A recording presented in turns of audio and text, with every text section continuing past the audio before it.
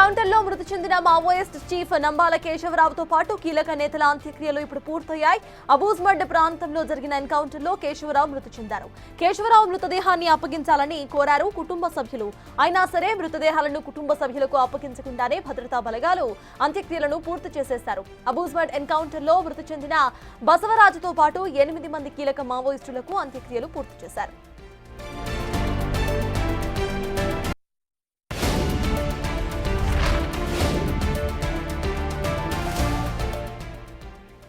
ఇప్పటికే ఇష్యూకి సంబంధించి పూర్తి డీటెయిల్స్ మా ప్రతినిధి భాస్కర్ అందిస్తారు. భాస్కర్, చెప్పండి. ఇటు ఎన్కౌంటర్లో మృతి చెందిన నంబాల కేశవరావుతో పాటు మిగతా మావోయిస్టుల అంత్యక్రియలు కూడా పూర్తయినట్టుగా తెలుస్తోంది. అసలు అప్డేట్స్ ఏంటి?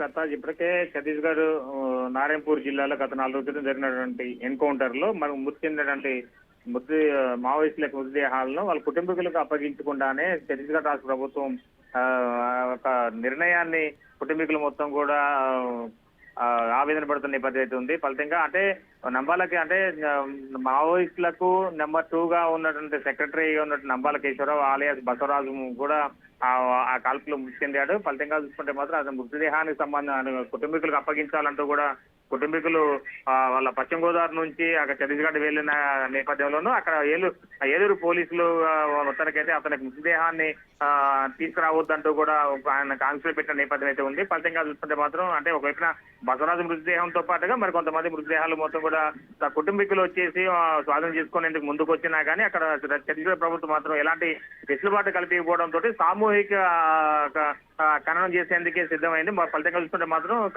అంటే సాయంత్రం 4 గంటల క్రితం ఆ మృతదేహాల మొత్తానికి ఒక అడవిలోనే ఎక్కడైతే కాల్పులు జరిగిన ఘటన ఉందో ఆ ప్రాంతంలోనే మొత్తానికైతే మృతి చెందిన మావోయిస్ట్ మృతదేహాలు మొత్తానికి కూడా ఖననం చేసిన నేపథ్యం అంటే దహనం చేసిన నేపథ్యం అయితే ఉంది. అయితే దీనికి సంబంధించి ఇప్పటికే కుటుంబీకులు కూడా ఒకవైపు ఆగ్రహం వ్యక్తం చేస్తున్నారు.